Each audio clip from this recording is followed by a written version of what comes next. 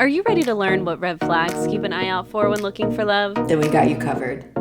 I'm Brianna. And I'm Alex. And this is the podcast where we unpack reality TV and call out the bullshit. So that you show up confidently while dating and in relationships. Welcome to Ditch the Script.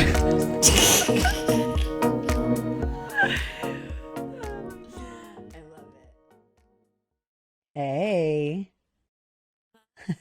Friend. I'm good. I missed you. We're recording late this week, and so it feels like a year since I've seen or spoken to you, and I don't like it. I know. I so agree. I opened my our text chat to text you about hopping on, and I realized I hadn't sent you a text in almost a week. It had been 6 days. And I was like, that's weird. That's weird. It's been, I know we had a little Instagram exchange, but that's it doesn't count. No, that's not normal for us. Not lately. No. So I'm so happy you had an amazing weekend though. It looked like a freaking time. Yeah, we had a good time. I went to go pet goats yesterday. I was in Charleston, South Carolina. Oh, yay. Yeah, it was, Inner Farm Girl was raging. She was raging. Yes. Yeah, a couple of my friends from college were out there for our friend's wedding. And so we just sort of made a little trip out of it. Lots of good food. Lots of drinking. Too much. Yeah. How about you? You were doing fun things. So this weekend I went to the art museum for the first time out here, which was a lot of fun. Mm-hmm. And we just got in the Marilyn statue. So I know she travels around, the US, so got to hang out with her. Yeah. And then, on Sunday I got to meet a client all the way in town from the UK. So she flew in from London and she was here for a friend's bridal shower. That's what they're called, right? Yeah. I had one. I just don't remember the names of these events that they had. You were 19. Yeah, exactly. Oh, Jesus. It's the party. Yeah. It's the party where they do the gifts before the wedding. Yes. Yeah, that one. Yeah. Bridal shower. So, was one. it bridal shower or bachelorette? It was something. It was something with that theme. I don't know. But there were lots of girls and they were in Scottsdale. Maybe it was a bachelorette party. Whatever. Nice. My point is that she and another friend from the UK flew out and extended the trip. So post that, they're going to do all the touristy things. So I went to go hang out with her and just connect in real life, which was a first for me and so freaking rewarding. Yeah. And this gal I've been working with for a total of 3 months. We worked together last summer and then we started working together again this year. And, I loved it. It was so nice to be able to literally love on one of my clients and just hug her. have the time to get to, yeah, exactly.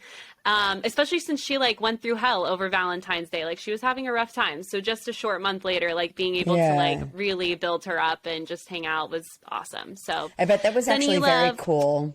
I bet that was actually really cool for both of you. You know? Oh my gosh. Yeah, totally. It was a great time. Plus I took her to In-N-Out for the first time. Just like I took you to In-N-Out for the first time. Yes, you did. I gotta do it. Especially for someone who's not from America. You want to come to America, you need to come figure out what our burgers are about. Fast food is Yeah. No, that's cool. I mean, on sort of a serious note, the work that you do, if this is somehow the first episode of ours that you're listening, Alex is a really tremendous dating and relationship coach. And so this was her first client and you end up doing such deep work together, revolving around stuff that doesn't just affect your dating life. It sort of touches on a lot of other intimate relationships that you've had the experience of before this time. And so you feel so close to someone that you work with when you do work like that. And then, so it almost feels bizarre that you haven't met this person in person before. And a lot of your other clients. And then you got to actually see her and it just sort of completes the circle of love, care, and support. Yeah, it felt really good. It was an awesome experience. And I would love to do that. I would love to be able to go meet all my clients in real life. Yeah. So, and it's totally doable. So maybe I'll make it happen. We're manifesting. These are our goals. Yes. So we have a question. Yeah. We have a question from online. So we were getting some people were reaching out because they were curious about online dating woes. And we got a lot of questions, but amidst some of those questions included how to transition the conversation on dating apps into real life. So I can imagine there's like a lot of different scenarios in which what this looks like. Like either you're having a hard time actually getting conversation going enough to be able to like make an in-person meeting happen, or things are flowing online, but they never tend to move out of that space. Yeah. So, yeah. What do you think? So I'm a big proponent of like getting off the app and onto a messaging situation, whether that's Snapchat, texting, or whatever, Telegram, you decide to use as soon as you can. Because one, we need to understand people will silence their dating app notifications, so they might not even be aware you're messaging them. And two, it allows you to actually stand out more because they're going to be inundated with messages on their app, most likely how you are.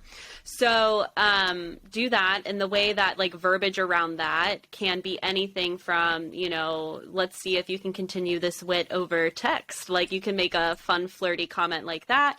That's also a great one to have in your back pocket when you're actually prompting them to take you on the date. Because like this is the other thing I hear a lot, especially with, you know, heterosexual like norms, I guess you should say, or standards, is like a lot of women are like, the man needs to do all the work. Like they need to ask me out. But like, don't be afraid to like put it out there. Like, when are you going to take me on a date? I used to say that all the time. Or like, hey, if you're this funny in real life, this might work. Want to grab a drink? Like make these fun comments around putting the idea in their head, because what you're doing is you're giving them permission, and you're also making it known that it's a safe question to ask you, which especially with, you know, we need to have some grace for the guys out there, because they've also been told like, don't come across too, you know, as too much, because then it could bleed into assault, or like, you know, you don't want to be a creep. And like, so they have these fears that are keeping them from fully just like asking the questions that they want to ask because of their own fears. So I'm glad you mentioned that, actually. I'm glad you mentioned that, because I do find that some men are sort of hanging back, because I think that I'm glad that women are getting more vocal about how unsafe a lot of these online dating experiences and dating experiences can feel a lot of times, and can actually just be. And so I think that there are a lot of good guys that are sort of unsure about how their behavior is coming across. So they might be hanging back. So being playful, just sort of, as Alex said, as like giving a green light to let someone know, like, yeah, I'm down to make a plan. You don't even necessarily need to be super clever, super witty. If you do find an opportunity to do that, slip it in, make it known. And if they miss the cue, God bless them, you know? On to the next one. But I agree. I think that like being playful and letting someone know that,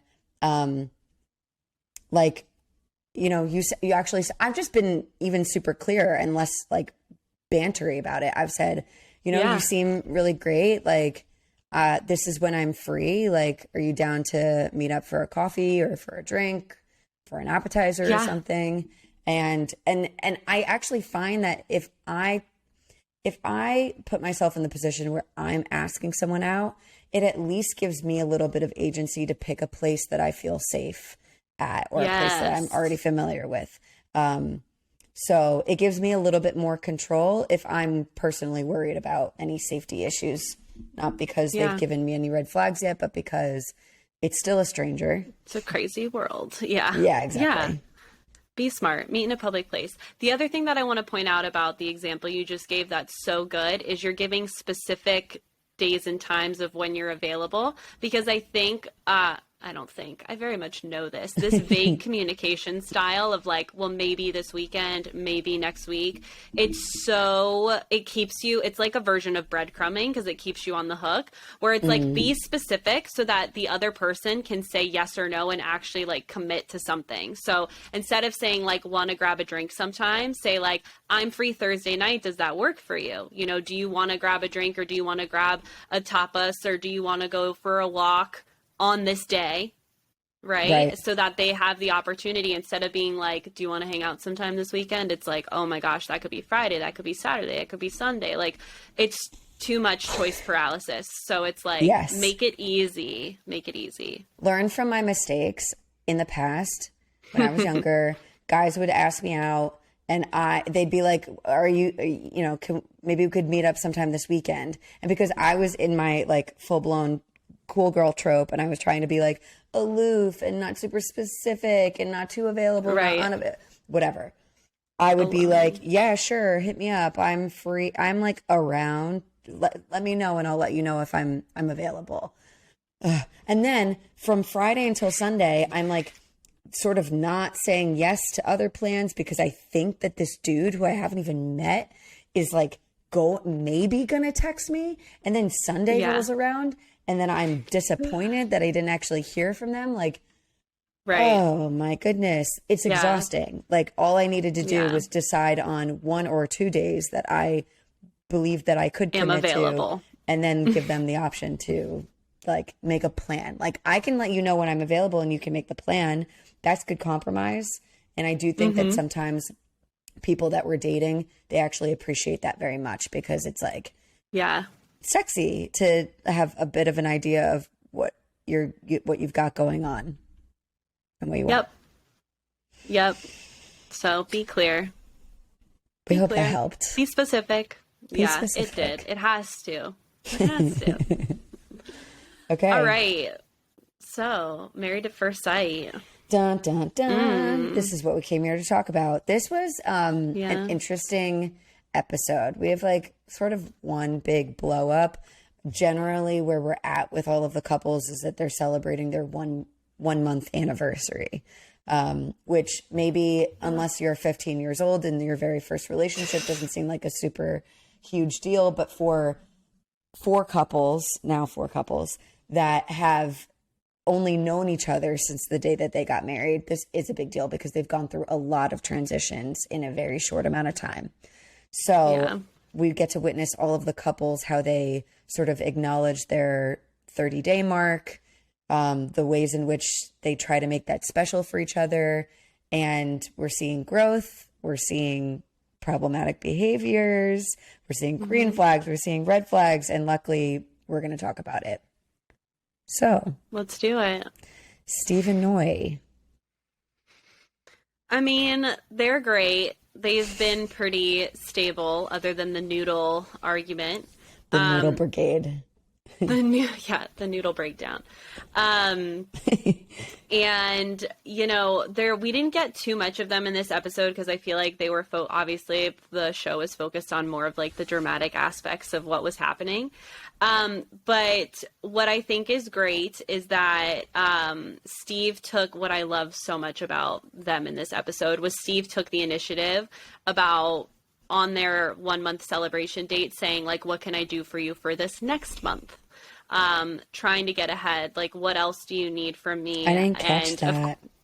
Oh my gosh, yeah. So they were on the boat and he was like, what else can I do for you with this upcoming month? You know, is there anything that I can improve on or anything that you need from me more? And like, Noi really just brought up the expectations around money. Like that's really just like the hill she's going to die on when it comes to this relationship. And so I'm so confused as to why this is still an ongoing conversation and why there's such a lack of clarity around it because, and we've said this with Noi, is it financial stability or is it the job? Is it the value of him having a 9-to-5 or is it just the value of him having money? Like, because those are two very different things. So that's my question. And I really hope that they frickin' have the conversation. I don't understand. Make an Excel spreadsheet. It's amazing to me that we have not, like, I'm waiting for them to just be like, okay, let's have this. It's clearly a tense topic now. Okay. Yeah. This is a thing that we see in a lot of people. What could be easily, not so easily, but like an achievable task, which is being like, okay, so we're nervous about numbers. We're nervous about income. We're nervous about our future financial goals. Very valid. We've validated that since it became an issue. Let's look at the numbers. let's get an idea of what this looks like month to month, year to year. Yeah. And maybe there is some clarity that can come with that.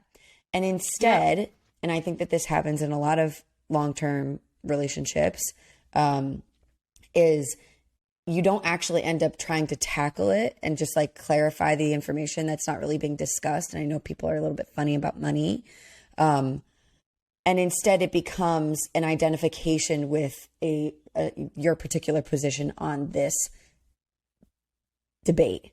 So it becomes more of a, now if I continue to feel personally attacked because I don't have a stable 9-to-5, like W-2 job, and you are just a nag and nothing's ever good enough for you. Like that's how these debates sort of snowball into these larger, it's like relationship cancer. Yeah, it is. It is. It'll just eat away. And it already has been eating away at the two of them with something that's so simple. Because honestly, the conversation that needs to happen is Noi needs to get more specific. Like, again, if he has a certain amount set aside and can pay his bills and can contribute, is that good enough? Okay. If not, are you demanding that he goes out and has some kind of 9-to-5 job, not necessarily for the finances, but more for the fact that he's out of the house, he has something to go to, he has some kind of routine that you can wrap your mind around, which if that's the case and Noi was a client of mine, I'd be like, okay, this is going into some controlling behavior. So we need to like look within what's going on with Noi that has this trust issue around that, because that's what it's seeming like to me. Because I really feel like Steve has his ducks in a row, and like if it was an issue, he wouldn't be so, because again, he says like, I'm not opposed to a 9-to-5. It's just like, I have money set aside, and I don't feel like she's hearing him. Yeah. So that's really the conversation that just needs to happen. And this could be done lickety split. But you're absolutely right in the fact that because now their egos and emotions are attached to the outcome of the situation, it's going to be more of a challenge to navigate. Yeah. And they get gridlocked in this, like, it's the recurring theme that keeps coming up. And it's so unnecessary. It's so unnecessary. So we don't see this topic sort of progress. Again, they continue to talk about it, but they continue to sort of stay exactly where they're at in this conversation. I did want to get your opinion on this particular moment where Steve is confiding in his brother, Jeff. They go, this, I actually loved this element of this episode, was that almost every person in each couple has like a confidant that they check in with at the same time of them celebrating their 1 month. And it's just very illuminating. So Steve is seeking out the support of his older brother, who's been married for a very long time. Smart. And really smart. And it's a relationship that he thinks highly of. That I think that's important to note as well. And so he asks him, like, what advice do you have for me? He told him about the pasta thing. I did not think that he represented what took place very accurately, but this is what happens when we tell stories from our sides. They are, it's like playing telephone. So just something for us to be mindful of. Yeah. Right? So I wanted to ask you if, so when he basically, Jeff gave him this insight where he's like, see about what is the smallest change that you are willing to make and focus on that. Because if you focus on too large of the issues, none of it really feels achievable. But if you focus on the small tasks, that's when you start to build on growth or the changes that you feel like you both need to make within your dynamic. I wanted to get your thoughts on that. I feel like it's expert advice. I feel like it's brilliant. His use of the word microcosm, I've resonated with that. I was like, okay, yes. Because like the fact is that I even kind of alluded to this today on my Instagram story, is like, no matter who we end up with, they're going to have their own set of flaws. No one's perfect. Okay. And so what matters is finding a relationship, one, in which you appreciate the person enough that you are willing to grow and change in the way that they may need you to change or evolve as a partner. But the other aspect of this is focusing on the next step, not the entire picture, because it's the same thing with any kind of goal setting. It's like, if your goal is to like, I don't know, lose 20 pounds or whatever, and you're focusing on like, I need to lose 20 pounds, that's way worse than like half a pound a week, 1 pound a week, like something like that.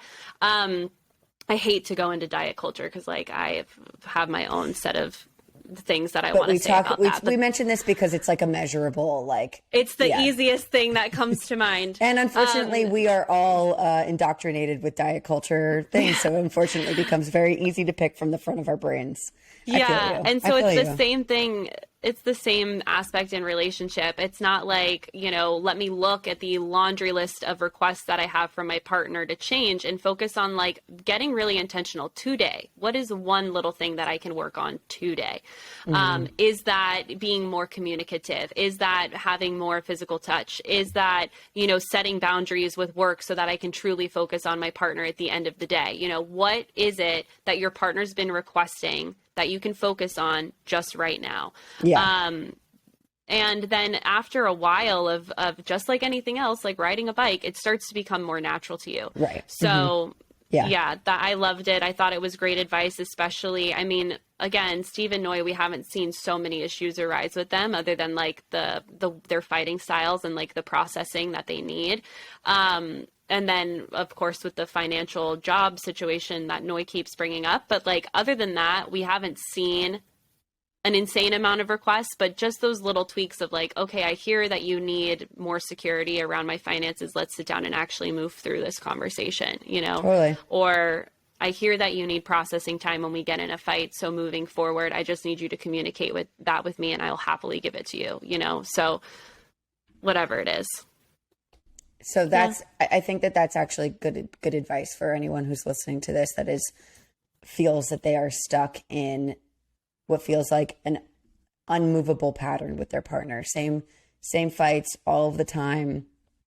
See if the two of you together, we've been talking about this a lot in previous episodes, but making sure that you sort of regroup so that you remember that you're back on the same page, you're on the same team, as opposed to just fighting each other. So get back on the same team so that you could just like objectively look at some of the issues and be like, okay, what are some of the smallest changes that we can tackle?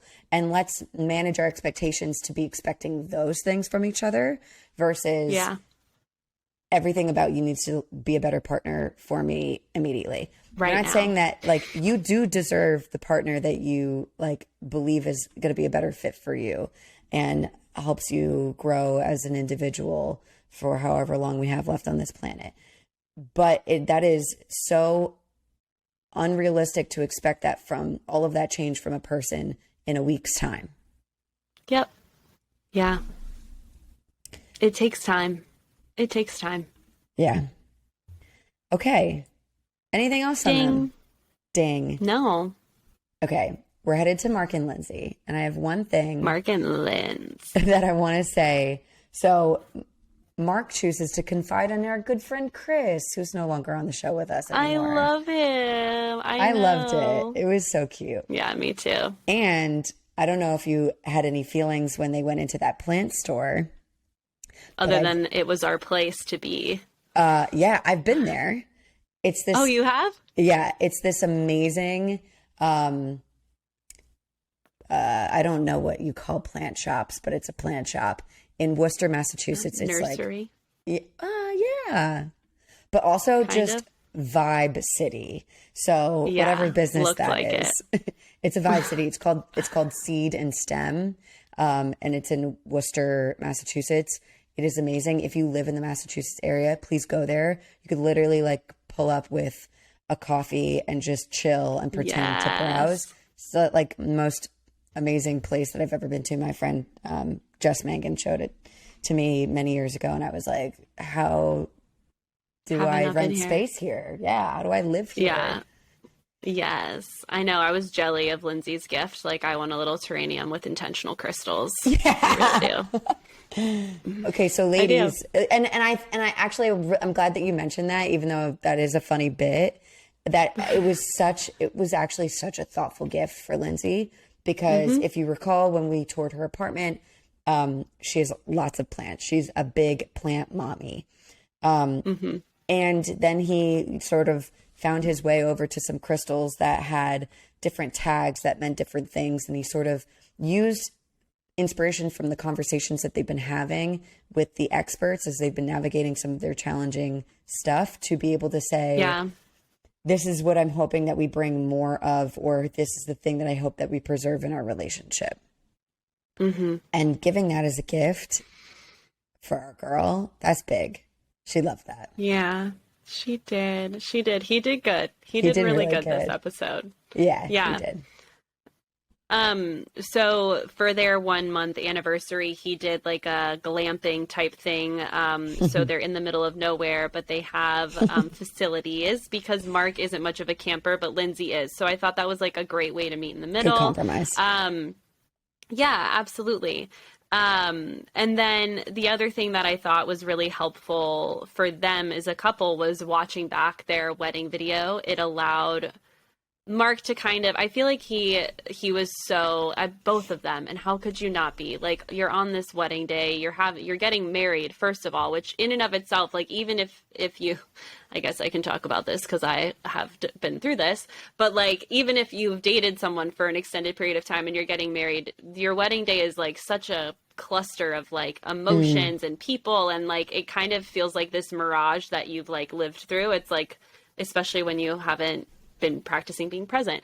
Right. And so my point in bringing that up Right. is like, it kind of flies by and you are left with like not a lot of clarity on what happened or like remembering all of the fine details that happened that day. So Mark being able to watch that, it clearly impacted him, and he was moved to apologize to, or not necessarily apologize, but like take ownership of his half and what's been happening. Yeah. In their relationship. So he said like, you know, I feel bad about the fights that we've had. He goes on to explain, like, especially knowing what you've been through, like you've been through so much. And so when I say like, I'm going to protect you, like I need to own that. And I really need to like step into that and do that. And you could tell that Lindsay needed to hear that. And she was so appreciative of him owning that. Yeah. I also really appreciated that Lindsay took a step back in that moment, met where Mark was at, where he was reflecting, taking ownership of his role. She did the same. And which she mentioned, she noted that she needs to hear him instead of rationalizing and getting defensive to defend her own position. And that's, I was actually so glad to hear her say that, because we had been noting that, but I didn't hear her verbalize that at any point. And we sort of clocked it. We were like, Lindsay's got good insight. She's actually very emotionally receptive when she's not barking. She needs to scale it back and be in an active listening space. And then she can hear or try to hear what Mark is trying to say, because he does struggle with communication. And then she can sort of digest and assess and still help Mark meet her where she wants him to be as a partner. But she needs to be kinder and hear him. And she knows that now. So that's good. Yeah, so I'm hoping that both of them back up their words with action and remember that, because this is why the conversation's great. Talking is very much the first step, 100%. And we need to follow through with intentional action steps after the convo. So yeah, I'm excited to see how their relationship shifts. I have hope. Yeah, me too. I think that they're still going to deal with challenges that come up when they're hanging out in social spaces, because yes, we see that later in this episode. And it's really interesting to me with Mark, because I feel sorry. I totally interrupted you. I'm sorry. No, bring us there. You're going right where I was going. And so Mark, he clearly cares for Lindsay. Lindsay is an oversharer. And so the scene I'm alluding to is later all the couples get together and have like, I guess, a dinner.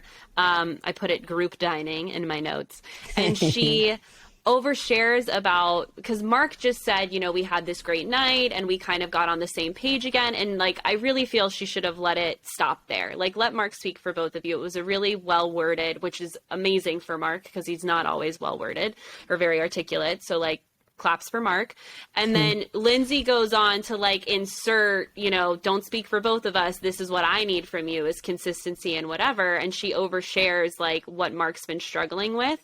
And you can immediately see him shut down and feel like poo again. And so I wish she would pay attention to those bodily cues so that she would stop herself before she digs in deeper, because she didn't stop. She kept on trucking.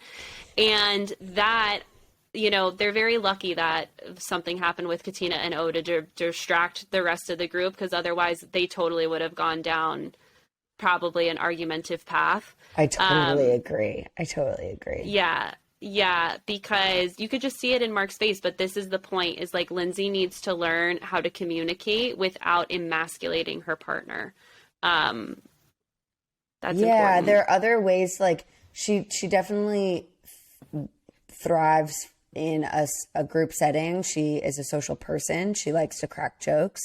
And there's no part of me that wants to be like, Lindsay, don't be that person, but like find other ways to be funny, because that doesn't when it's just like attacking and at the expense of either your partner or a friend.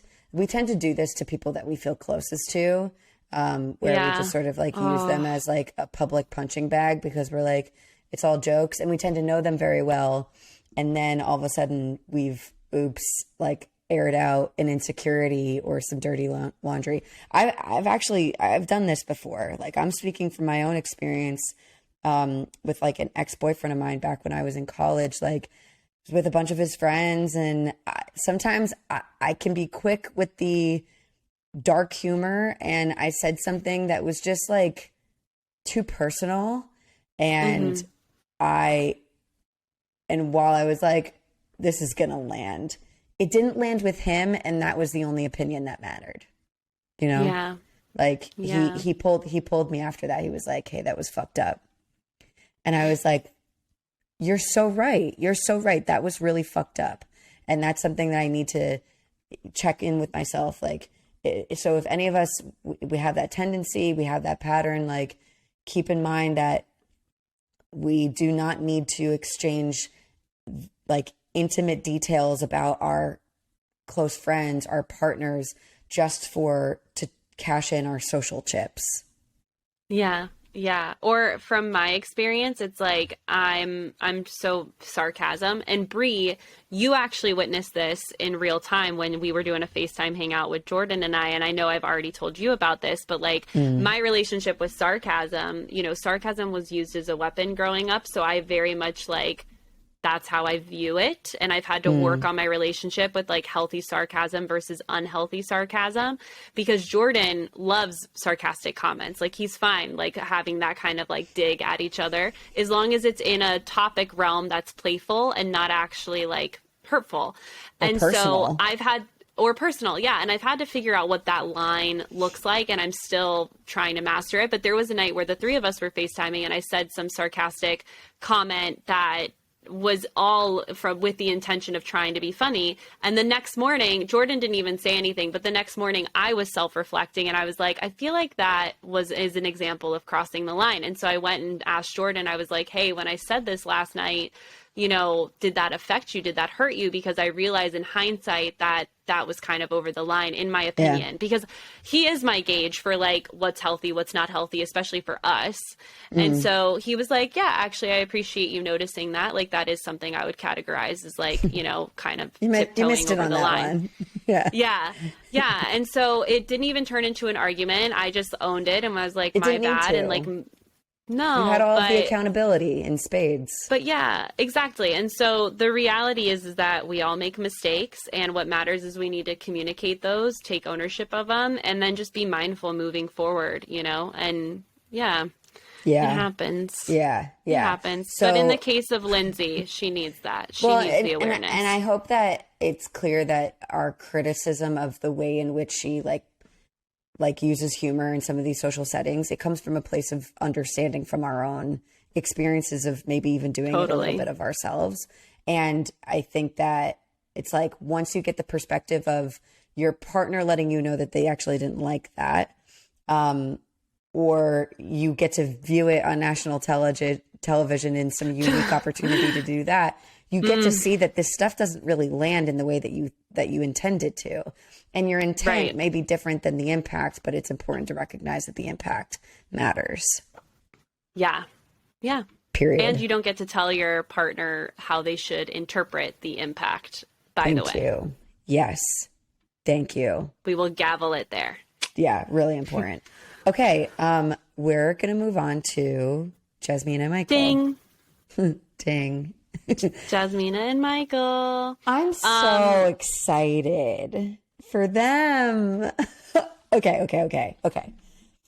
The reason why Alex and I are like fawning right now and we're going to lose our shit is because not only have the two of them just like really had a challenging go of it, everything following their wedding has just been rocky. But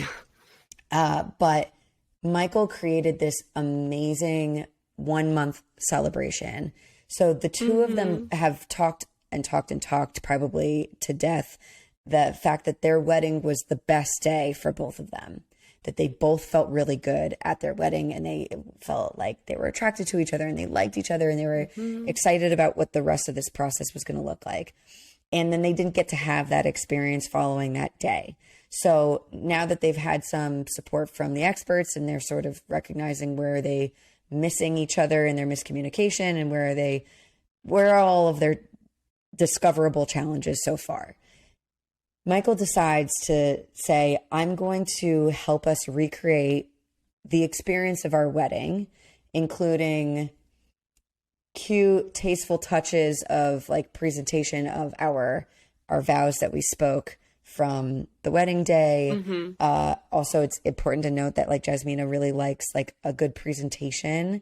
Like this really does it for her. So like what an important detail to pay attention to, so that if he wants to make something special, it doesn't necessarily need to be expensive and it doesn't need to be grand. It just needs to look nice. And she's going to respond really well to that. And he's figuring that out, which is really dope.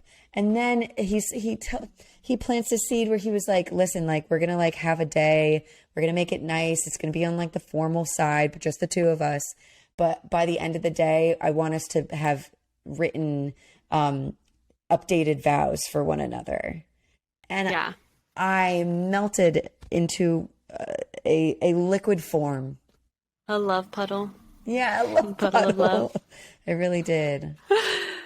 Yeah, I'm with you. I have, my notes are kind of hilarious here because it's like so many letters like OMG, GGGG, and like, yes, because Michael just pulled out all the stops he did. Like, oh my God, I would have swooned.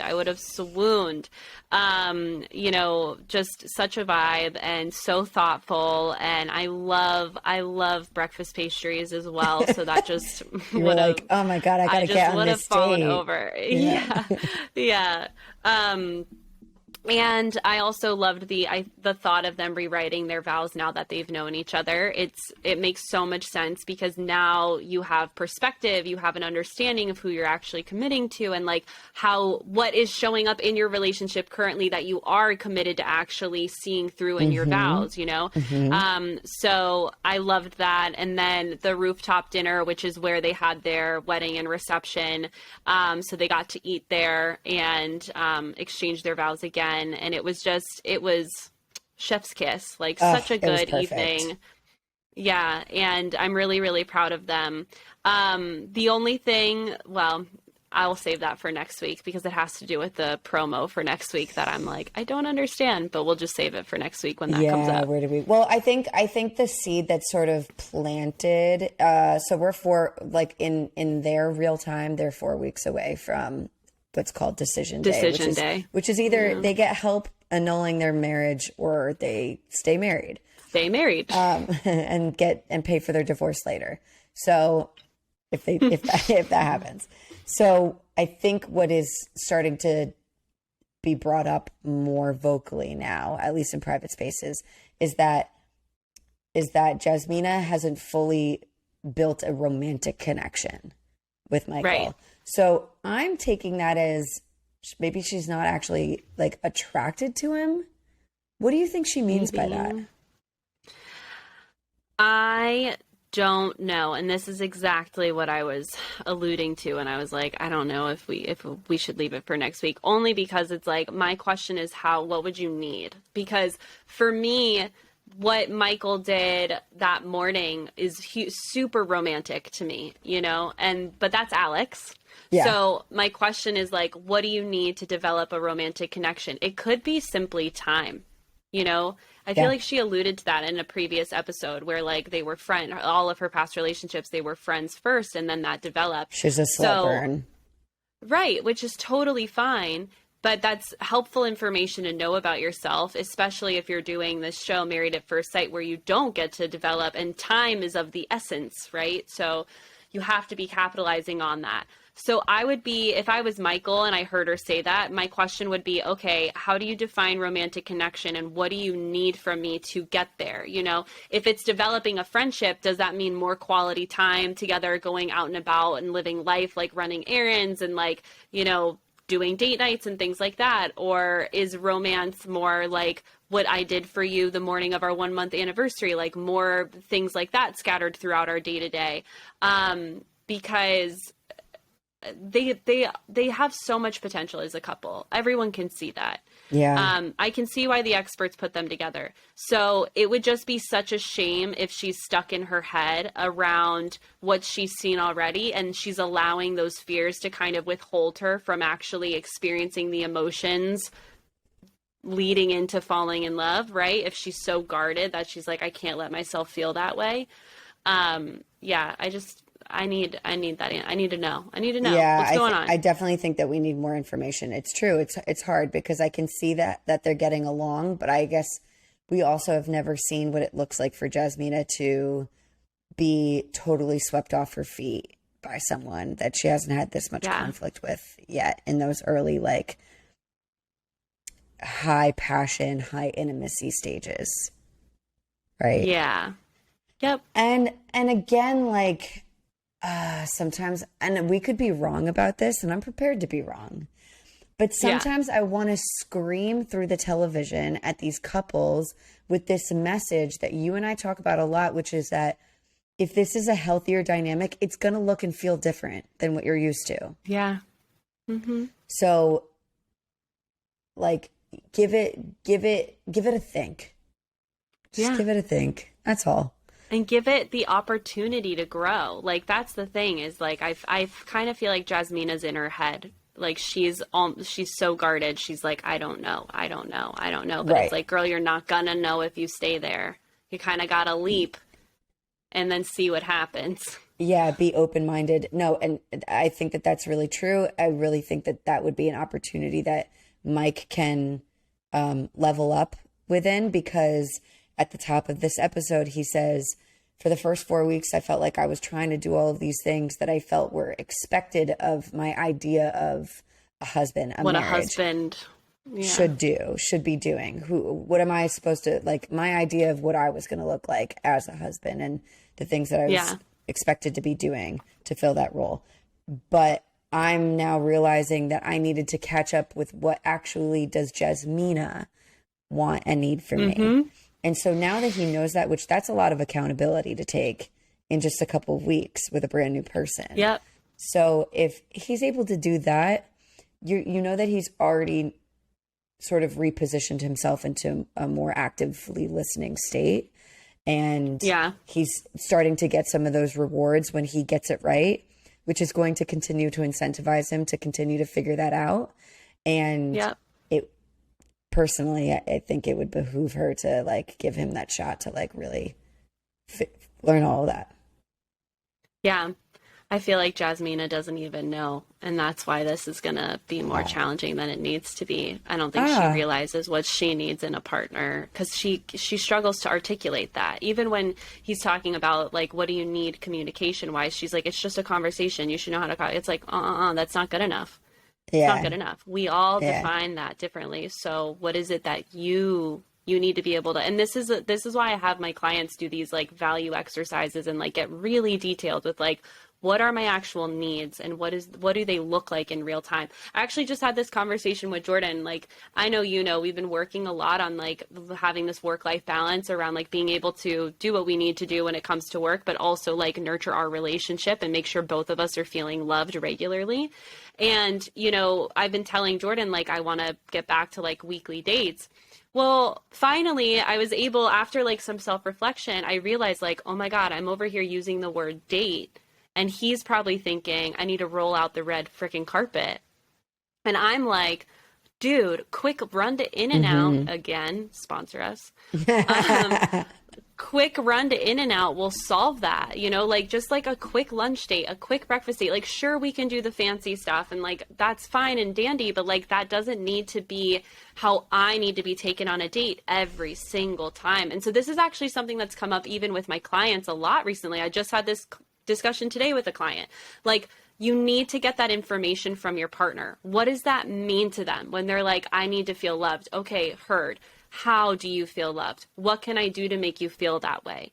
In physical, give me examples, give me specific examples, whether it's from previous times in our relationship, other relationships, or things that you see in media that you would like. Get really specific. Yeah. Because when we communicate, and like I've noticed this with Jordan, like when I say that, I can see him kind of get overwhelmed because his brain immediately goes to what he defines a date as. And it's like, okay, but that's not Alex's definition of a date. It's actually way more chill. I don't need all that. I don't need all the bells and whistles. But he's conditioned to think that because of his upbringing and previous relationships where they did demand more of him. Exactly. So this is why these skills are so freaking powerful, because without them, you don't even realize it, but you could be overwhelming your partner, hurting their feelings. Like you don't know. Well, if you feel like if you find yourself thinking, I don't get why they don't get that. I don't understand why they don't know what that means. I don't understand why I've asked this thing for 1 million times and they still don't get it right. Maybe you have very different definitions of what this looks like. Maybe you have very different definitions of what a date looks like. Maybe you have different definitions of what a conversation looks like. And let's get back together and like explore what that means for both of us without being so fucking patronizing. Yeah. Yeah. And it doesn't need to be any, like when I finally had that realization, I was like, oh my gosh, this is what I also just know him so well at this point that I'm like, okay, I feel like this is what I'm seeing. Yeah. And so anyway, it didn't, my point in bringing this up is like, it doesn't need to be a long drawn out, like intense conversation. Cause like by the time I realized that, I was like, oh, BT dubs. Like I literally used this language. I was like, by the way, don't need all of that. Even something like this is enough. And he was like, oh my gosh. Okay. Yeah, totally. Like done. Noted. So yeah. And that's noted. That. So I think that like, it's a really good assessment and a hypothesis on why this might be challenging for Jasmina. Like you said. Yeah. So Mike's like, I just need to figure out what Jasmina wants. And we're over here like, Jasmina needs to figure out what Jasmina wants. And then she can make that really clear with Michael, who is like, just waiting to find out more. And begging and like literally begging. On bended knee, like ready to like jump through those hoops, which is such an amazing quality to have. And I hope she can see that and value that, because that is not something that is super common. But to be fair, in her history, she has been too distracted by the fact that she felt that she was working really hard and that wasn't being acknowledged and seen. So she wasn't even seeing the effort that he was trying to make. Which makes me sad. Yeah, me too. So I wonder what's going to be like when they watch this back. Anyway, I guess we'll have a reunion show. Yeah. That, oh my gosh. I can't recall. Probably. That makes sense. There's gotta be. Yeah. Okay. Anything else on them? No. Ding. Sending you guys good vibes. Yeah. We hope you're together and boning. Yeah. Yes. I don't think that they're having sex. I'm just going to say not yet. No. Okay. Yeah. Speaking of couples who also are not having sex, Katina and Olajuwon are still. We thought last episode that they said the deal. I did. I don't. Okay, full transparency. I'm wondering if they've done everything but that, and they just define P and V They're as doing the sex. Christian definition of sex. Loophole. Yeah, the Yeah. Christian loophole. I do wonder. I realized that today because I'm like, how? Because even Katina was like, let me just be clear, like, we're attracted to each other. Like, that's not a problem. But maybe, So, okay, but I heard, when I heard that, I was like, okay, maybe it's just listen, Olajuwon is a very vocal partner. yes. So I could also see them really like cuddling and that's it. And Olajuwon being very forward in his verbal compliments. True. Yeah. And Katina said, like, he kisses me on the neck and all that. I'm just curious. That's where my brain is like, Yeah. I wonder. Katina, blink once if you're in the loophole. Yeah. Okay. So yeah, blink hard and once. All right. Okay.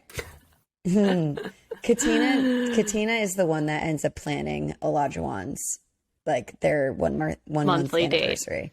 And which I'm like, yes, like bend those gender norms, go girl. She mentioned it. She's like, I'd like to be in control of what we're doing. So like, this is what we're going to do. I hear that. Yeah. However, I just feel like I have not seen any effort on Olajuwon's part to like show up for his girl. And that shit really irks me. Yep, I am with you. Did you feel the same way when you saw it? Oh my gosh. Yeah. And I said the exact same thing, like, more power to you. Cause she even said that. She's like, so many women are going to think like, you know, he should treat you. And like, I don't know, like, blah, blah, blah. You can take the 1 year. I'm going to take this one because I want to do something I want to do. And like, blah, blah, blah. All right, fine. Girl, we hear you. Fine. Okay, cool. As long as he's doing his part too. And that's what's hard for me is like, we saw her plan the movie date. We see her like trying to cook him breakfast. You know, we see her planning. I know, girl. If you guys don't watch the show, you should see Bree's face right now. My eyes are in my eyebrows. Because it's so frustrating. She's literally doing everything. Like you said, that the movie date, she's trying to cook breakfast, and God bless her, she's got eggs stuck to the pan. We've all been there. Yeah. We've all been there. Like she's fucking busting her ass. It's giving me lots of like manipulative vibes. Only because I go back to some of those conversations where it just everything gets focused on what Katina needs to be doing differently, and Katina always ends these conversations with like expressing a little bit with Olajuwon about where she's having troubles with him, and then her being like, okay, I get what my husband needs from me now moving forward. Yeah. Yeah.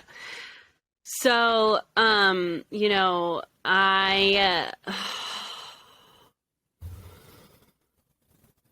Goose Fraba.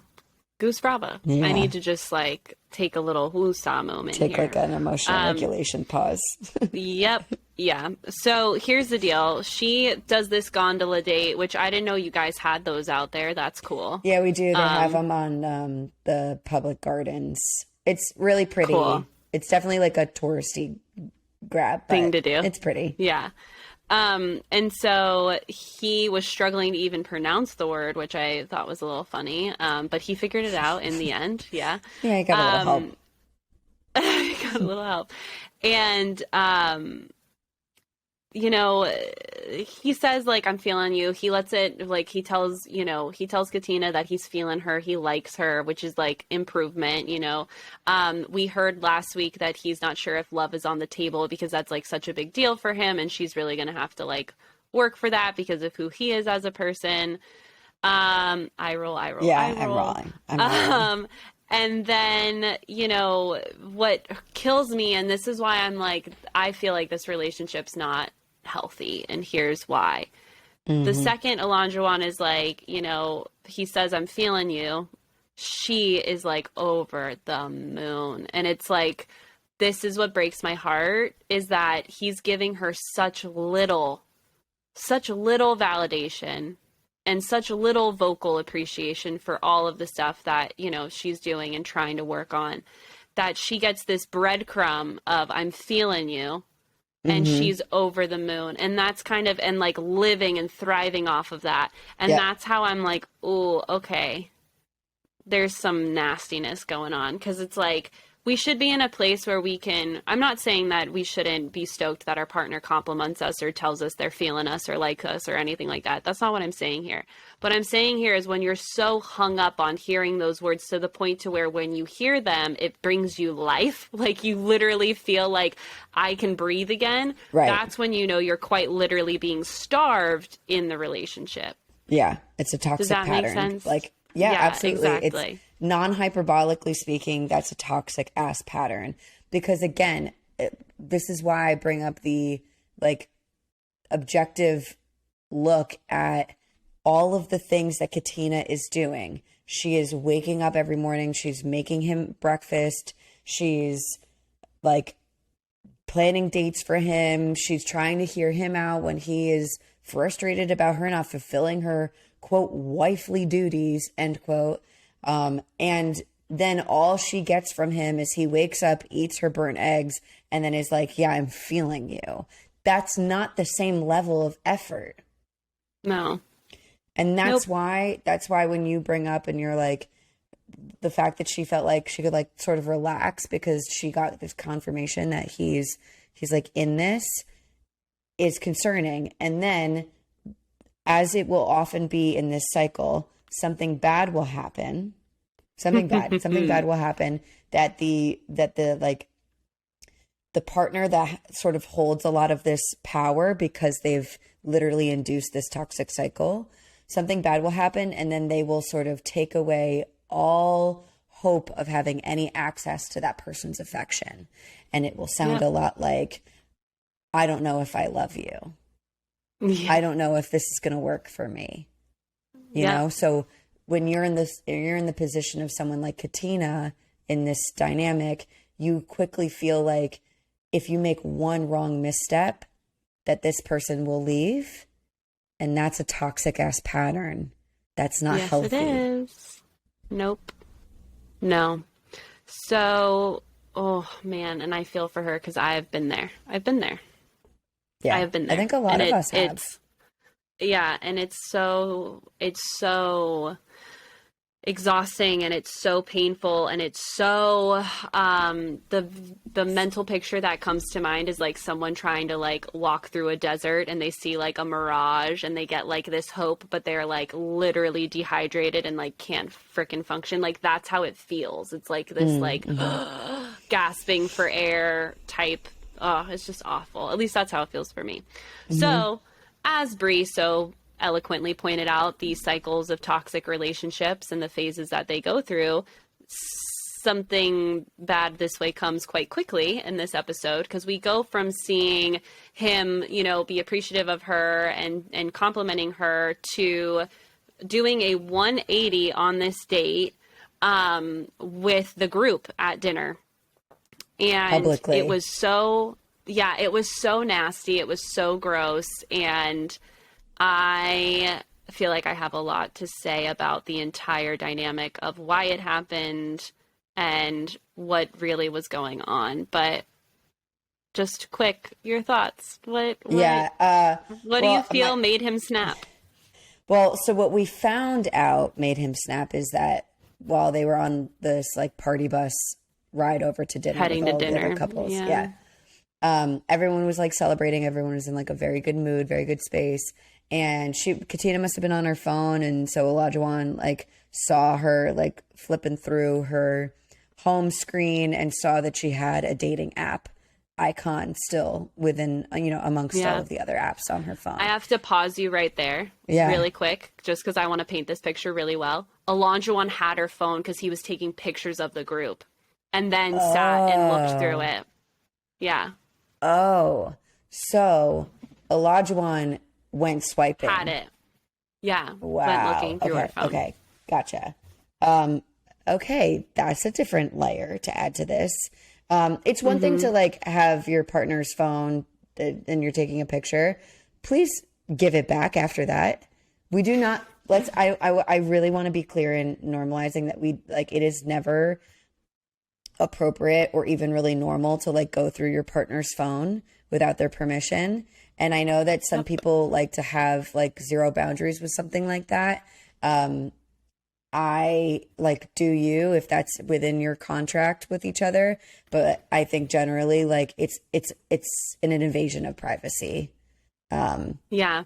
And I feel that it's more reflective of what is missing in the relationship than it is, because like, what are you looking for? You're looking for proof that usually you're looking for proof to see if they're cheating on you, if they're talking to someone else, if they're hiding anything.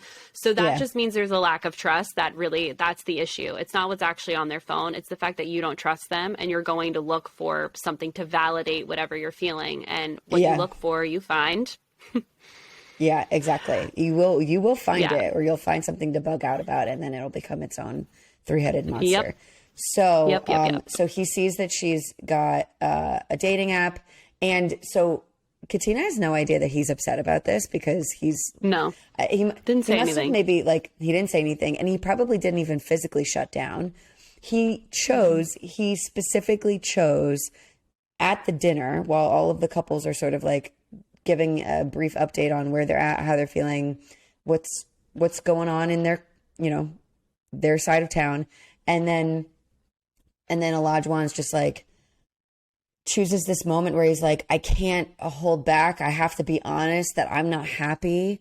And I needed to let my wife know that I'm not happy right now. And he specifically uses this language of like, he doesn't want to be clear about what he's upset about, but he does want her to know that he's unhappy, so that she has to figure it out. He literally said, I want my wife to know that her husband's not good, so that she can sit there and try to work towards, okay, what happened? What's got my husband feeling this way?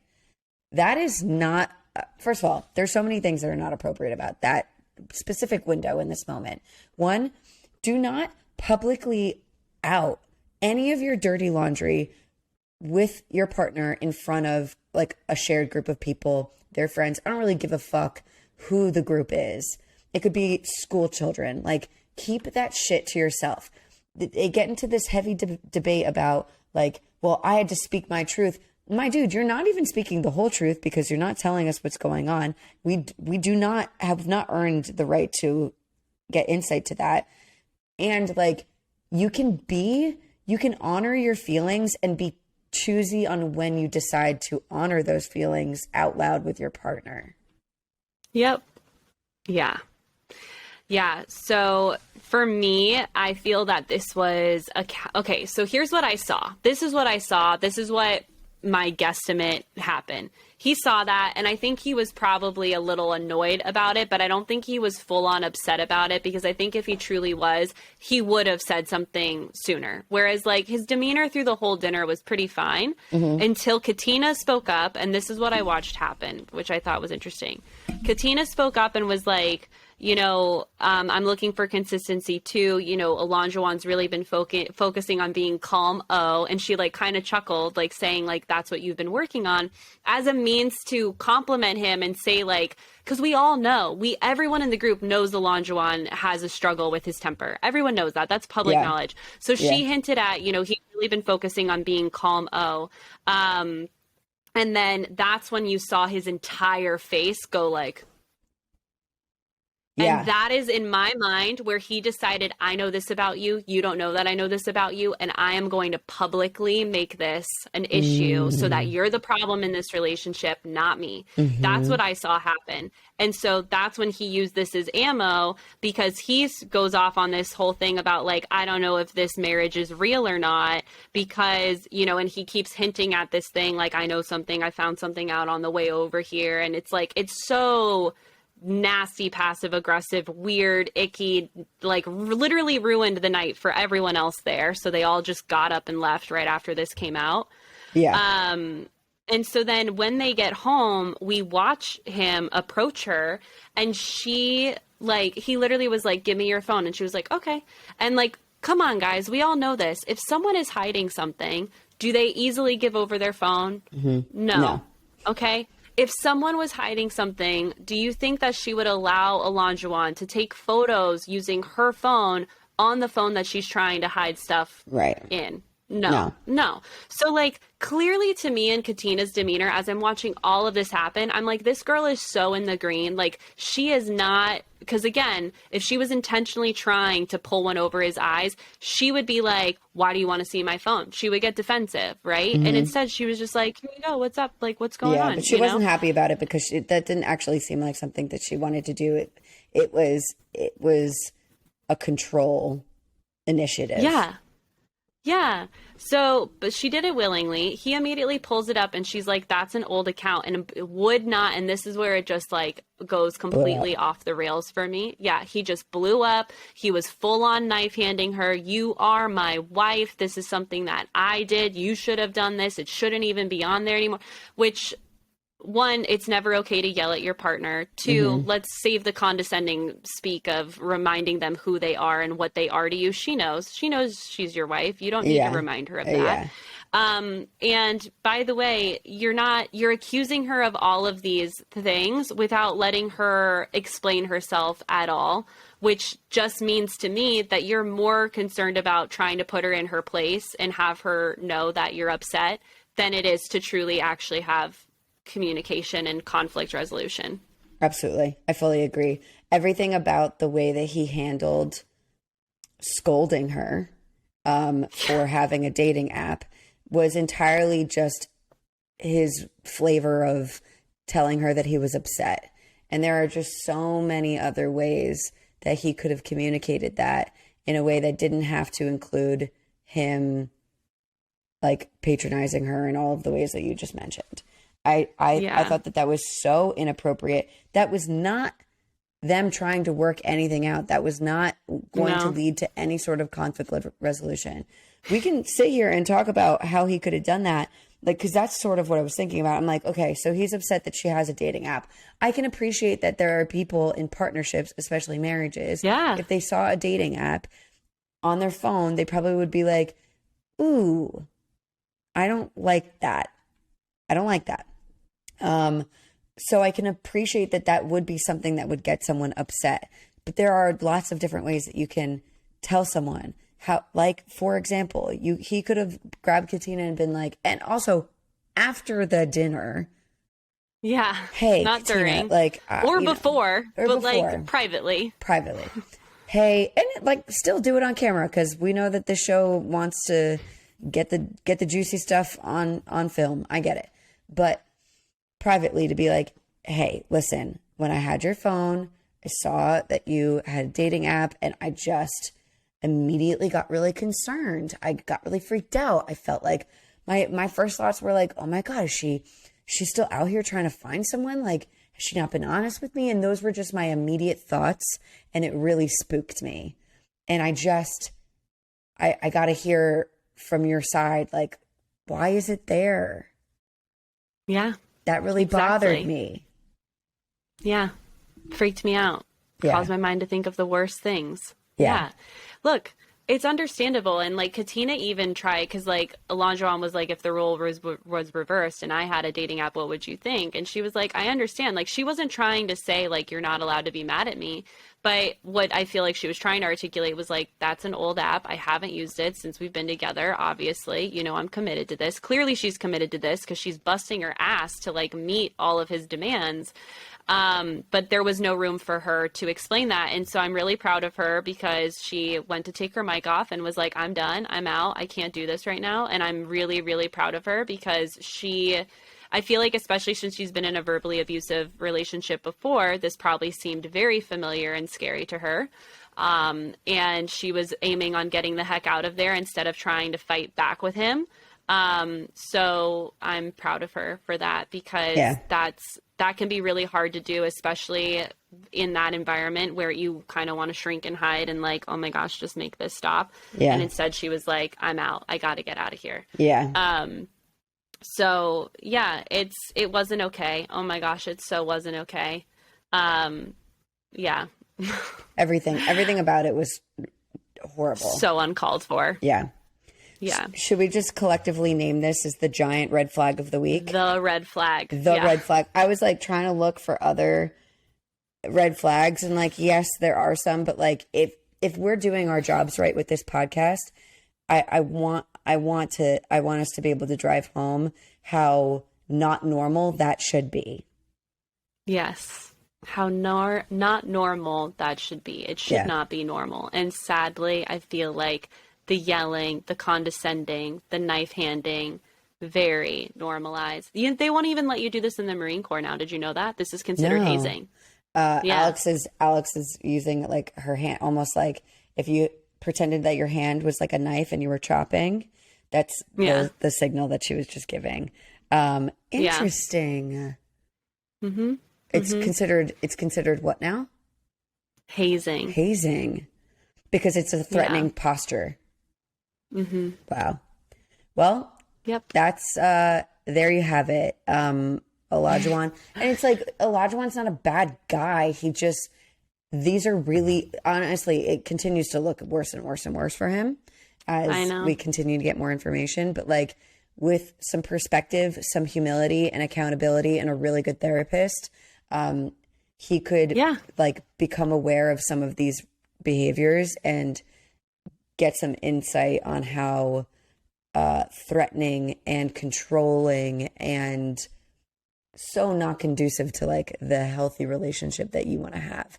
Yeah. And honestly, like Katina is a true victim in this situation because all she's trying to do is figure out how to make him happy and bending over backwards to hear him meet his literal demands. And this is how she's being treated. And sort of back to our point about when you feel like you even getting the smallest reassurance is your ticket to relaxation town in your relationship, and something very small like finding an app on your phone and you not even having an opportunity to explain yourself and like speak on your behalf, that is, if that's what tanks all of your emotional safety within your relationship, that's a toxic ass relationship. Yep. Put it down. And one that should be exited. Yeah, put it down. Yeah. Like this is not honestly, this is not a situation in which I would be encouraging. If Katina was my friend, I wouldn't be encouraging her to like, you know, let him know what this was like for you. Not without a therapist. Yeah, no. Get out. Because that's the other thing that I was going to assign or add to your list when you were like with a well-trained therapist and like some education, Olajuwon could like get rid of these things. The other thing I want to add to that list is a desire to grow himself, because that's what I haven't seen. Like I've seen like the tiniest bits of like him being open to hearing things like from the experts and friends, but I haven't seen any actionable like, okay, wait, I actually want to do this. I want to be a better person and like let me follow through with my behaviors. And so this is something where I really hope that the experts come in and say like, absolutely not. We will not condone this. I hope they actually label the behavior and use the language that's needed to convey to him how serious this is, because no matter who you're with, this is unacceptable. So if you're going to take one thing away from this process, Olajuwon, you need to understand that this is literal stepping into verbal abuse. So no. I'm so glad that you mentioned that. This is such a call to action for the experts on this show. If we do not see them address this behavior for our own, like whether they do it and it misses editing or not, if the whole Married at First Sight team does not air some declaration of how not okay this is, that is how we as a mass community ingest this behavior as normal. When we don't have language assigned to it and no one's calling it out, that's when we start to be like, well, we've seen it before and they were fine. Yeah. Not okay. It's okay. Not. This is literally why Alex and I wanted to do this podcast, was because we were just like, we have to stop ingesting this with like blind eyes and ears. Like we can't just accept this and continue to allow it to go on in these very real people's lives, and the people who are innocently just like taking it in, soaking it in because like maybe it's entertaining. But you're still soaking it in. You're still learning from it. We're like all children, right? Yep. Yes. Yes. Yes. Yes, and I feel really bad for Katina in this situation. And even Chris, when what he was going through with Alyssa, like these are real human beings that are quite literally being traumatized before our very eyes. Yeah. Like I wanted to jump through that TV and like grab her, pull her out of that apartment and be like, let's get in the elevator, hug on me, let's cry, like feel your feelings, like let it the fuck out. And, you know, when you're calm and you've slept on this, we will, you know, unpack and heal and like start to move forward with her, specifically just with her privately. Because that, and Chris needs the same thing after what he went through with the gaslighting and the manipulation of Alyssa. It's just like, these are real human beings, you know, and these are their real lives. And this is real unhealthy stuff that we're watching in some of these scenes. And it needs to be addressed. And I hope the show gives them the proper support off camera of processing and working through this, because I don't, it's not okay. It's just not okay. Yeah. Yeah. Okay. Green light. Green flag. Green light. I like red light, green light too. Green flag. I'm going to say green flag is with Steve straight up asking, like, what can I do for you for this next month as we step into our second month? I loved that initiation. I love the proactive, you know, communication and giving her the opportunity to speak up for what she needs from him. I really loved that. Good job. Love that too. I'm going to give my green flag to Mike for, I mean, everything that he did to make their anniversary special, whether it's a month, 3 months, a year, 10 years, I don't care.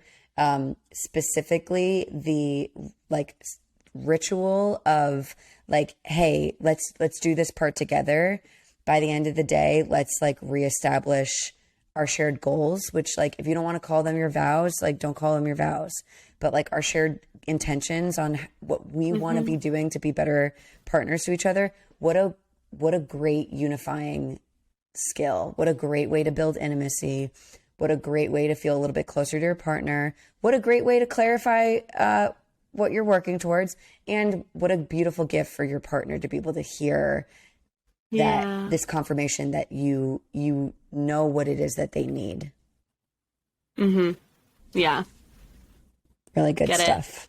Good stuff. Okay. Good job, guys. Yeah, good job, guys. All Honestly, right. we needed that buffer after what we were witnessing at the Married at First Sight episode. Okay. Conundrum.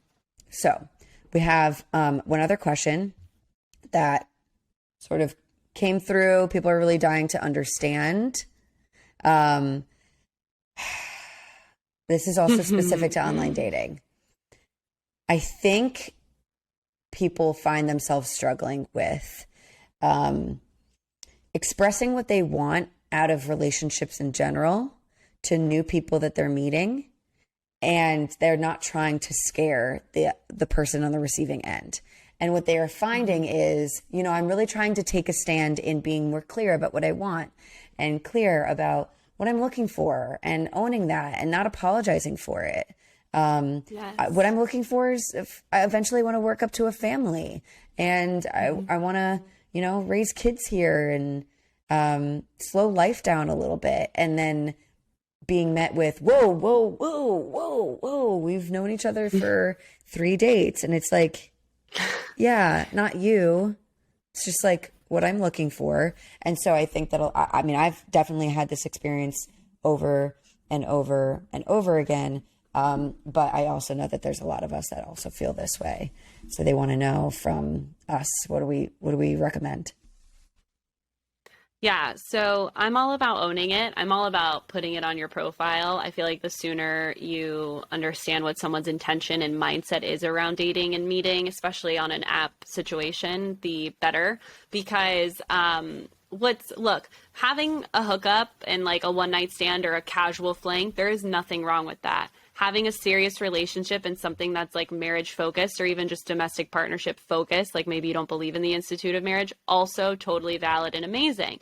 What's not okay is when you withhold what your intentions are as a means to, try and control the outcome of whatever you're trying to produce, right? So if you are aiming for a hookup and you're just swiping on whoever, trying to get whoever to bed with you, not revealing that you're just looking for some action, that's not okay. If you are in a relationship and you are trying to convince someone who is just looking for a fling to actually be with you, also manipulative behavior. So, I really suggest like putting what you're looking for on your profile in some way, shape, or form, whether that's like, keeping it casual over here or something more along the lines of like, I'm looking for my lobster, which is a Friends reference. Like you can be playful with it. You can also just put, I'm at a place in my life where I am looking for a long-term relationship with the right person. You can just say that too. Okay. Yeah. It doesn't need to be like all the bells and whistles. Yeah. But then when it comes to like having the conversation in person, same thing. Just like you said, you're gathering evidence. You just want to understand what this person's focus is. It's not a marriage commitment by asking like, hey, what are your intentions? What are your thoughts around dating right now? What's your purpose of dating? What's your mindset around dating? Any of that verbiage is totally fine. Pick one and run with it. And you're just getting to know the person, and they should feel safe to speak up for what they actually are looking for. And if it's in alignment, great, keep seeing each other. And if it's not, also great that you know that, and you need to take that answer as face value instead of trying to convince the other person. Yeah. To come Absolutely. with you. Yeah.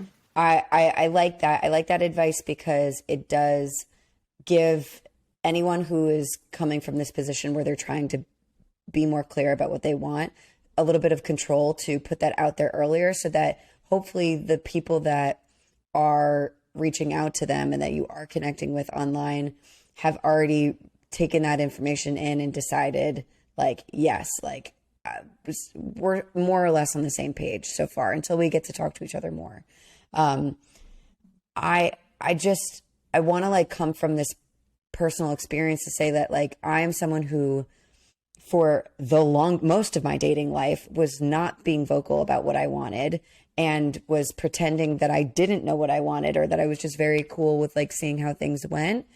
Again, like part of this like cool girl facade, because I expected that that's what was going to help me find my like ideal match. Was like, I don't know what I was thinking. Like a person who was so indifferent to a person who knew what they wanted, that they met me and then they were like, but you're amazing, and so we'll fall in love.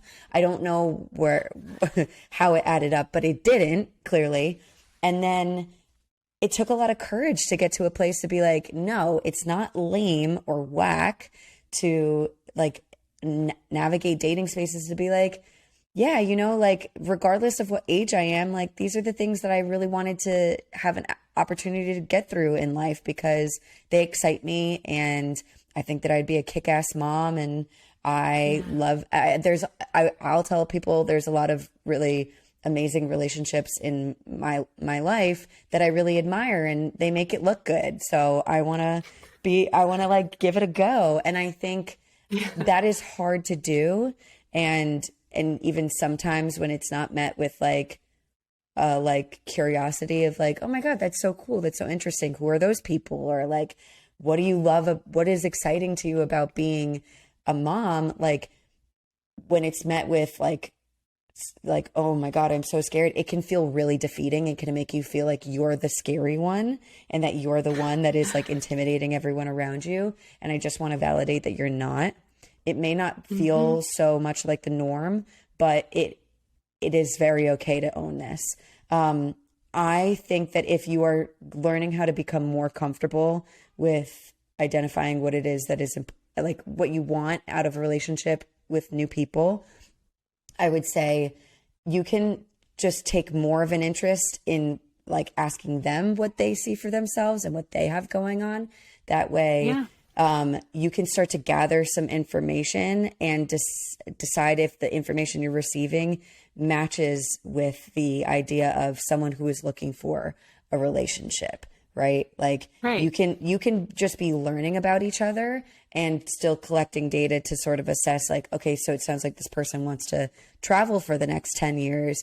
That doesn't sound like someone who's looking to settle down. I might not even need to have this conversation yet because I've already learned enough, right? I want to give people that tool in case it feels still really scary. Yeah. Because paying attention to what's being said, but also what's not being said on a date is so important. And that means you need to be listening. You need to be present. Like, you need to be present while you're dating.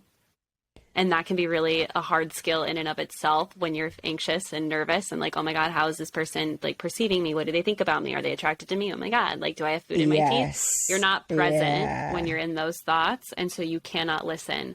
And so, you know, again, finding an anchoring practice or regulating practice, whatever works for you, a pre-date ritual to really ground yourself before you go out there. And then just, like you said, collect the information, or I should say, reflect and see if that matches what your intentions are. And if all else fails, just freaking own it.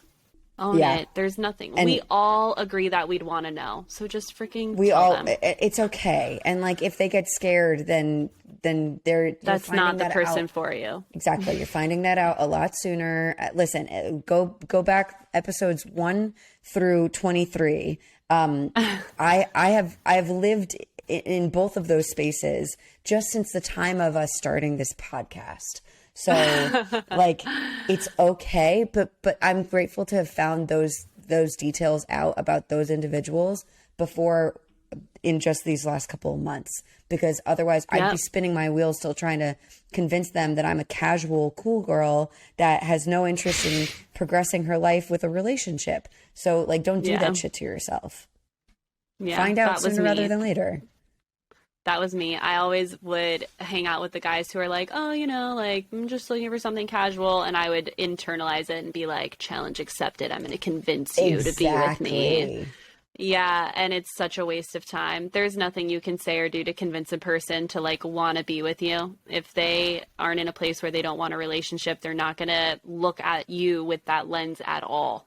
Yeah. So don't waste your time. Take it at face value and on to the next. So what? Maybe you scare them. Cool. Good for you.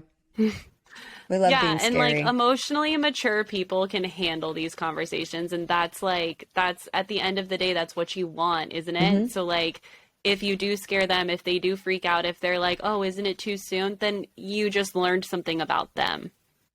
There you go. Okay. So yeah, that's it for this week. We hope that was helpful. We have another episode coming this Friday, so 2 doses of Ditch the Script in 1 week. How lucky are you? So lucky. Woo woo. Okay. Yes. And leave us a rating on Apple or Spotify, wherever you listen to us. And go ahead and follow us on the gram and TikTok at Ditch the Script Pod. And if you want your dating and relationship questions answered, head to our website, ditchthescriptpod.com, and submit them anonymously. And we'll answer them and send you an email when your answer is, or question rather, is published to our episode. So we can't wait to hear from you. We can't. And help you solve your love life problems. That's what we're here to do. That's all I care about. That's right. Love to all. Love you guys. Bye. Bye.